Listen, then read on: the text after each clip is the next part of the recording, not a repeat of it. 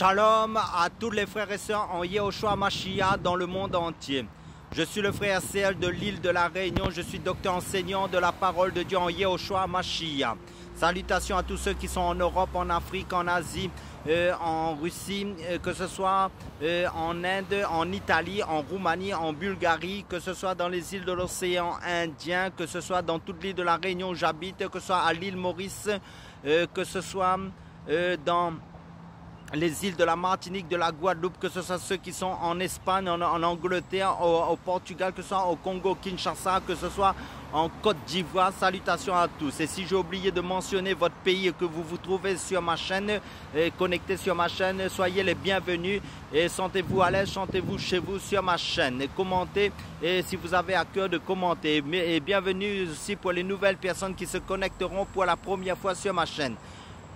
Donc pour introduire, comme j'ai l'habitude de le dire sur ma chaîne, en fin de compte pour introduire, nous faisons que faire connaître le Seigneur Jésus-Christ qui est notre Dieu dans ses différents aspects variés, parce qu'il a plusieurs noms. Il est le roi des rois, le Seigneur des seigneurs, il est la parole de Dieu, il est le Seigneur l'Esprit, il est le pain de vie, il est le chemin, la vérité et la vie, et il y a encore d'autres noms. Le temps ne serait court pour décrire tous ces noms, parce que la Bible nous dit nous connaissons en partie et nous prophétisons en partie selon le livre de 1 Corinthiens chapitre 13.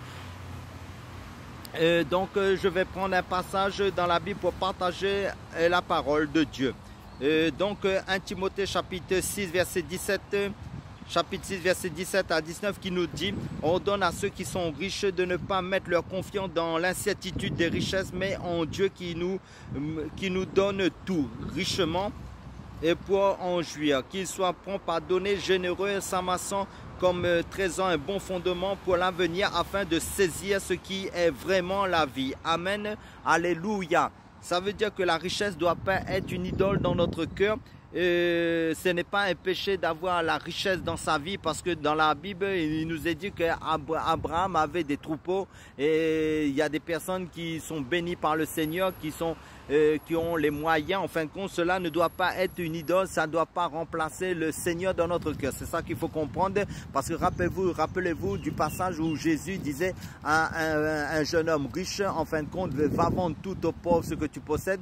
Mais Jésus a dit ensuite de le suivre. Mais le riche n'a pas suivi Jésus parce que il avait l'idole de la richesse dans son cœur, il avait beaucoup de biens, mais en fin de compte, il s'est détourné de Jésus. Ça veut dire que les bénédictions que Dieu met dans nos vies, que ce soit sur le plan matériel, sur le plan physique, ne doivent pas prendre la place de Dieu dans notre cœur. Nous devons être riches dans les choses de Dieu, ça veut dire dans les choses spirituelles.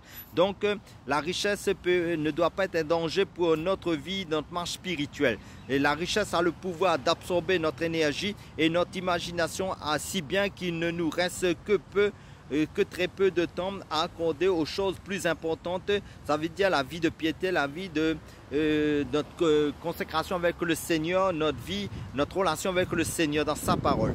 Donc la richesse nous entraîne dans une spirale effrénée. J'ai gagné plus, donc je vais dépenser plus, et maintenant que je dépense plus, je dois gagner plus, en fait. C'est ça l'adage du monde aussi.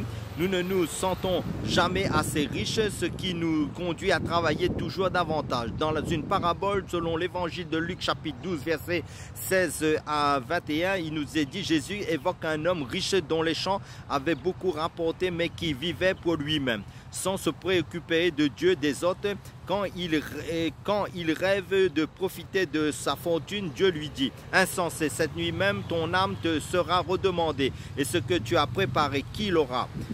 Il avait amassé des trésors pour lui-même, mais n'était pas riche quant à Dieu. Il avait perdu sa vie.